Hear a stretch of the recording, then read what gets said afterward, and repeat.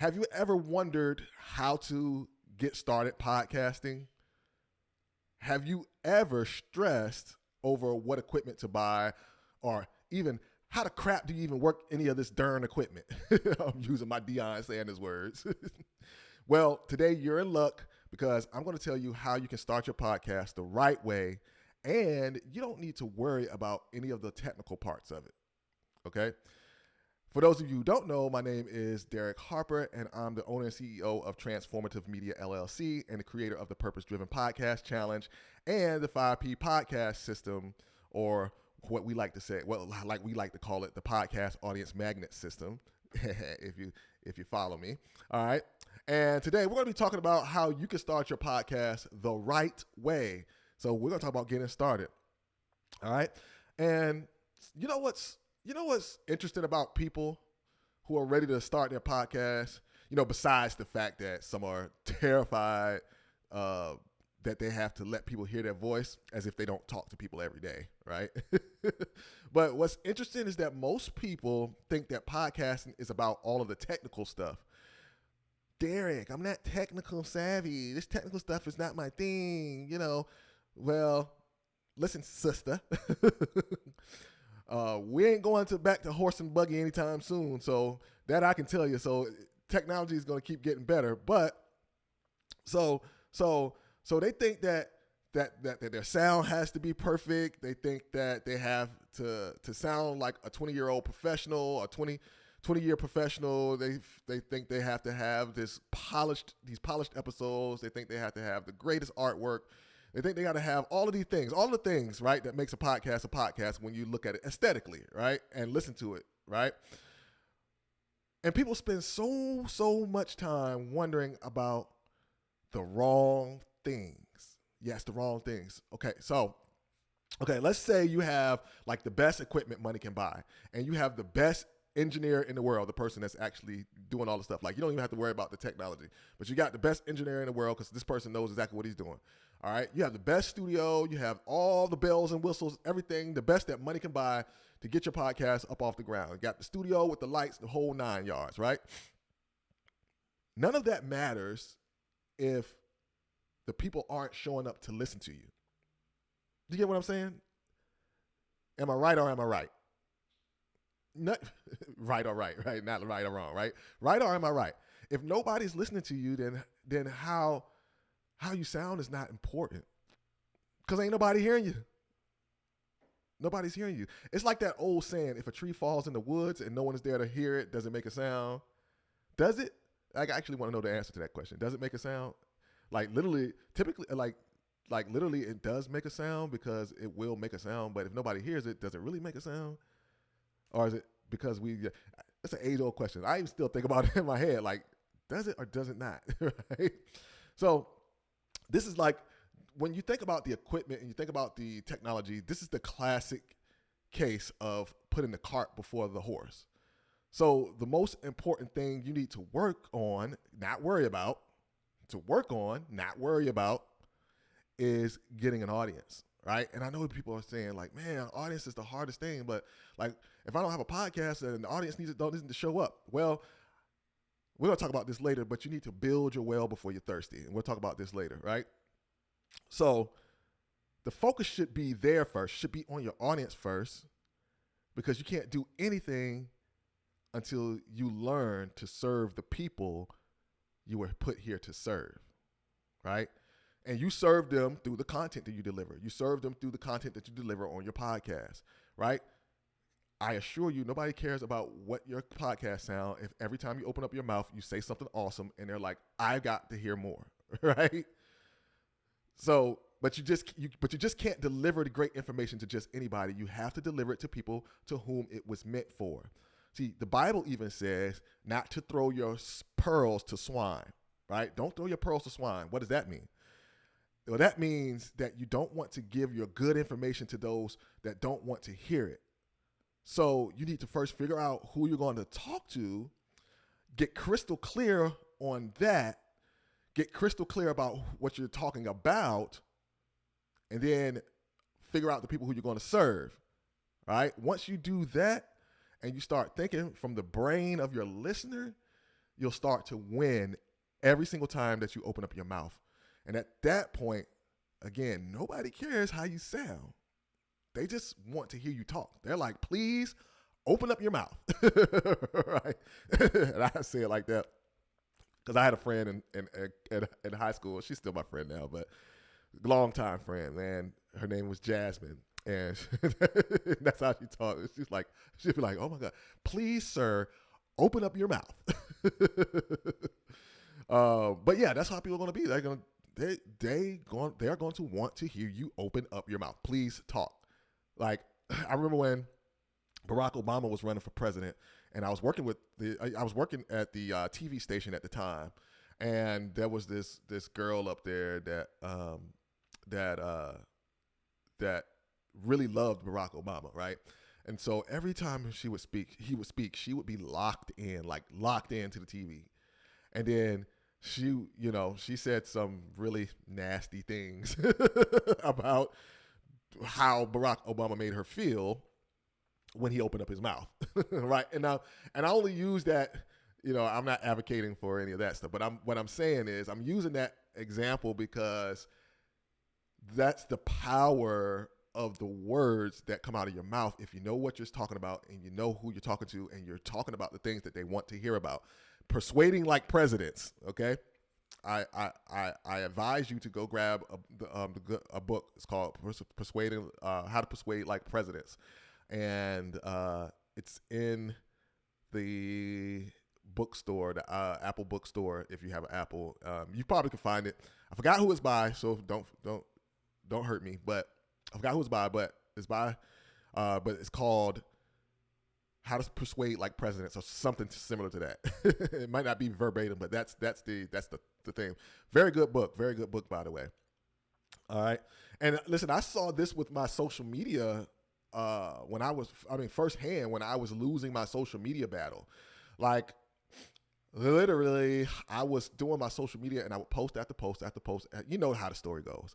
Post after post after post after post after post after post, putting my all into it, doing content tables and saying I'm going to do this content on this day, this content on this day, batching my content, writing my content out, doing all this stuff. And I could not get my social media to move at all. I mean, if I got 15 views, that was a highlight of my day, right? 15 views, all right, and, it was very, very difficult until it wasn't, right? And I knew I wanted to get my social media going because I wanted to share the information that I had about growing your business, about getting business credit, about all of the things that I was working on. And I knew I had a great product. I knew I had done some work in business. At the time, I was running a pressure washing business that was a 6-figure business, right? I was doing 5-figure months. I'm talking about with my eyes closed, doing 5-figure months, right? Easily hitting 10,000. Struggling to get to 20,000, but easily hitting 10,000. Getting close to 20,000 on months, right? And that's month after month after month after month. So I had some things that I could share with people, but I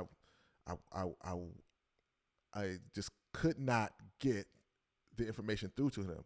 And what I really wanted to do is really help the people that I was trying to market to. One of those type of people were pressure washing business owners who I knew had a problem with getting leads and getting customers because I had a problem with it at first, and then until I didn't. And I was like, man, every time we'll get on in these chats and stuff, I would tell them, hey, here's how to do it. Here's how to do it. And people were saying, yo, it worked. So I'm like, okay, cool. Let me start charging for my services, right?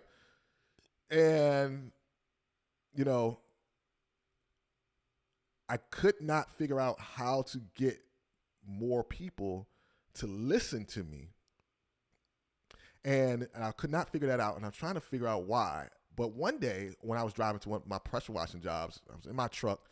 Oh, my truck. I love my truck. Anyway, I was riding into my truck and I was listening to a book by Russell Brunson, and it was called Expert Secrets. And I had just started listening to the book. I had bought it, but I never listened to it. So I was like, hey, let me go ahead and just dive into this book. It's an audio book. I can listen while I'm driving. I can listen while I'm working. So if I worked an 8-hour day, I could probably finish this book in a day. And so I started listening to the book, and one of the chapters that came up was talking about finding your dream customer, or finding your dream customer. And before he said talk about finding your dream customer, he was like, you have to talk to them about the things that you're going to talk to, and that's called niching down. Niche down to find something that you're going to start teaching, all right, or start talking about. And I wanted to talk at the time. I was teaching business credit because here's the thing. I was teaching people I was trying to teach pressure washing business owners how to get more leads. And then as a part of one of my content things, I talked about business credit, and it did pretty good. And I was like, because I know about business credit, I was like, yo, you need to get business credit. And so boom, I was like, all right, that's what I'm talking about. I'm talking about business credit. And it talked about narrowing down your audience and figuring out who is your actual audience.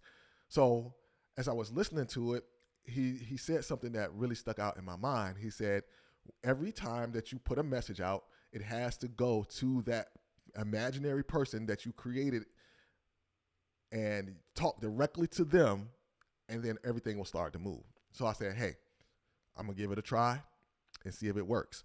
And I was like, it seems like it'll work, And so I went out to try it.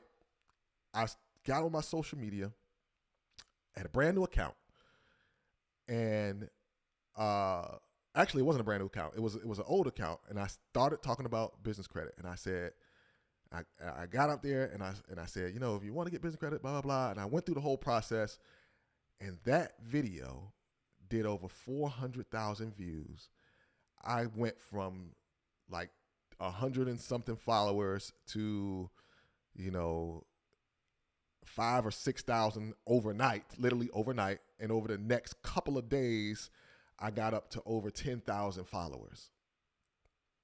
And as soon as I hit 1,000 followers, I knew I could go live, and I created a course, and I put my course out there, and that course started to sell. And I grew my account to over 10,000 followers. Now, here's the crazy thing about it. Just as I thought like that was maybe I just hit the right chord, because my wife was we were talking back and forth, and she was like, when you're talking about money and stuff like that, it's going to work or whatever. And, maybe you just caught him at the right time or whatever. And so we're like, okay, whatever. So I just, one day that account actually started having some problems. It almost got shut down. Didn't get shut down, but they slowed the views on it. And so I created another account, went right back to my old strategy, that same strategy, put it out there, start talking to the people that I knew I wanted to talk to. And boom, that account hit 10,000 people in 2 days. And then we eventually capped out at 60,000 followers on that one. Well, we didn't cap out, but we got to 60,000 followers on that one. And then we had people coming in. I grew an email list of over 7,500 people. We had a podcast talking about it. And we grew that podcast with listeners.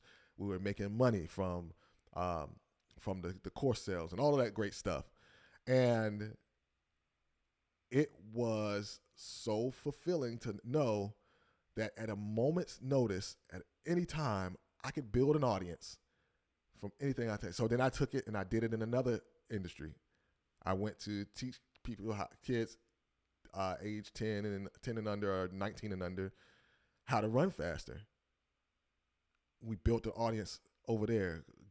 In less than 6 months, we had an email list of 3,500 people, right? Built that up to 26,000 followers, right?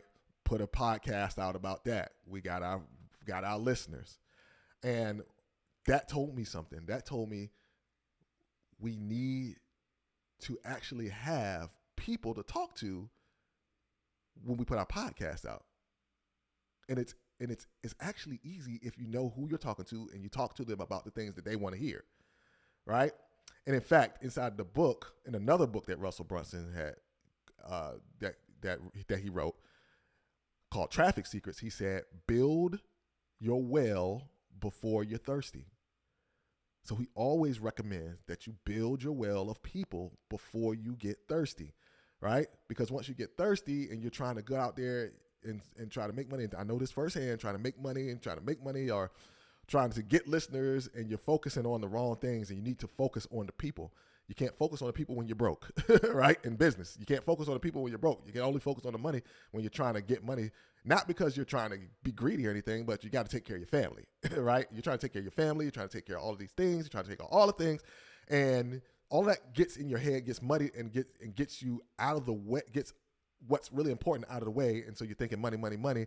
And what you think you should be thinking money, money, money, and going after the money. And really what you should be going is the people, because the people are the gatekeepers to the money. And in order for you to get the money, then you need to talk to the people to get them to give you the money that's in their pocket, right? So you can't talk to the money. You got to talk to the people. The people control the money, although people believe that money controls people, right? Ooh, that's a good one. We need to copy that one and copy that down and put that in Chat GPT and make that a quote. we control the money, but most people think that money controls people, right? And in most cases it does, right? So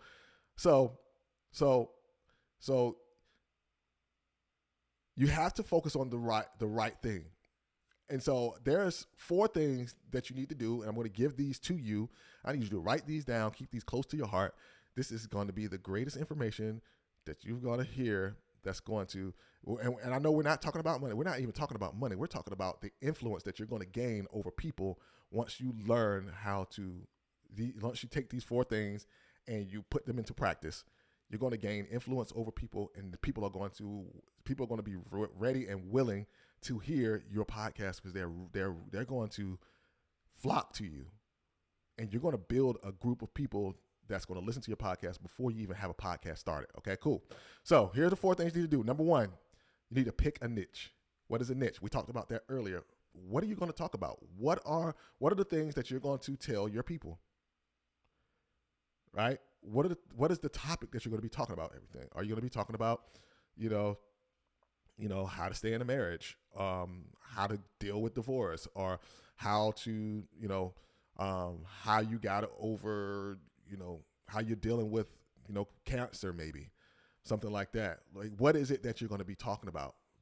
Because whatever you're going through, whatever you have gone through, or whatever thing that God has taken you through and brought you to the other side, there's millions upon millions upon millions, maybe even billions, right, of people that are going through the same thing, right?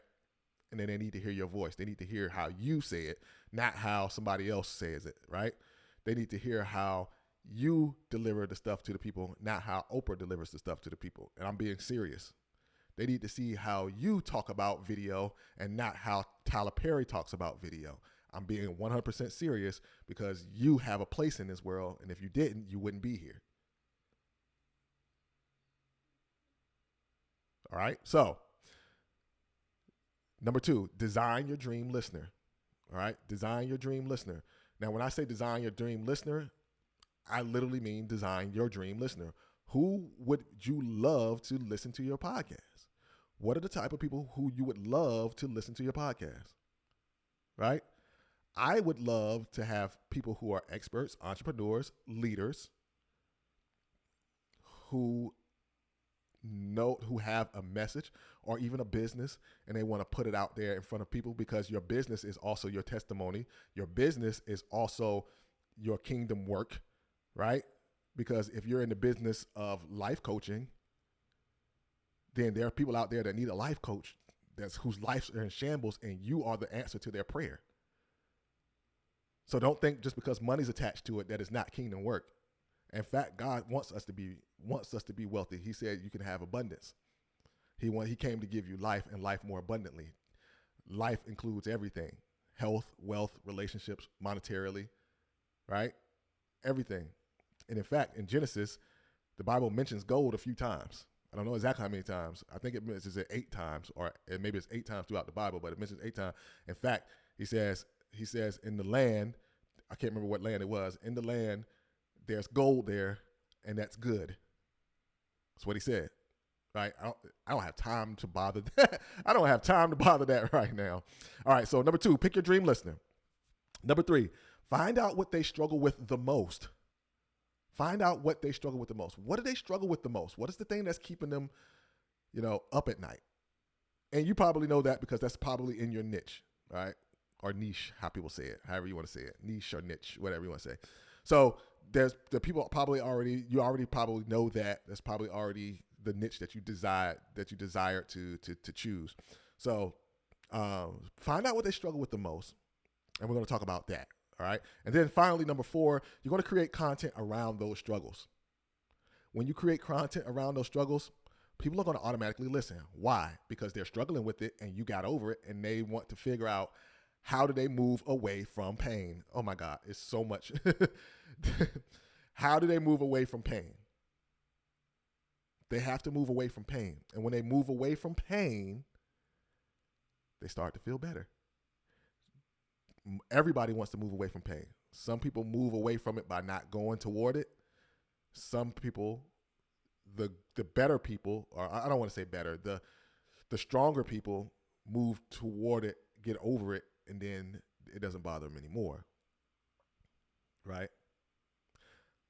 So those are the 4 things. All right. So today, man, we talked about, don't give your good information to people who don't want to hear it.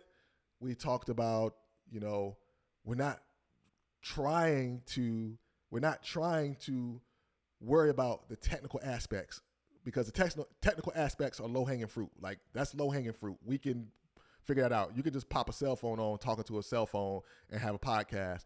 But if you're saying the right things, people are going to listen to it. It doesn't matter how it sounds or anything like that. Now, it does matter on a quality level, as far as like how professionals will perceive you. But the people that's listening to your podcast, they're not professionals, right? They have a problem. They're not professionals. They have a problem. And then once they listen to your podcast, they're going to get over the problem that they have. Okay. And so you need to talk to those people and not worry about how the technical parts of it sound. So we talked about technical aspects and how not to worry about technical aspects, but to worry about the people, because the people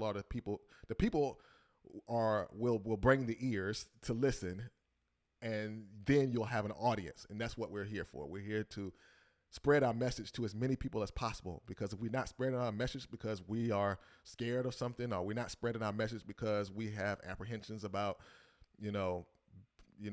putting our voice out there, or we're using the excuse of we don't know how to start, that's being selfish. And we're telling God that, what you have for us or what you told us to do is not worth me putting in the effort to do it. Ooh, it's like a punch in the gut.